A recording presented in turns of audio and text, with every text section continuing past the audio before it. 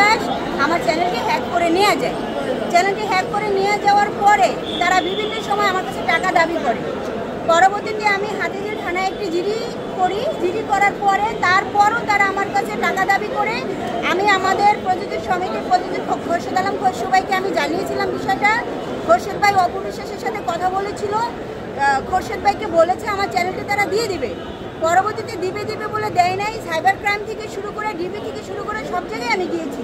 সবাই বলছে অপবিশ্বাসকে যে আপনি ওর চ্যানেলটা দিয়ে দেন, ওর এখানে লেজ্জ আছে, ও পাও না, ওকে দিয়ে দেন। এই মেয়েটা কষ্ট করে চ্যানেলটি করেছে। পরবর্তীতে হিরো আলমকে গিয়ে অপবিশ্বাস ধরে।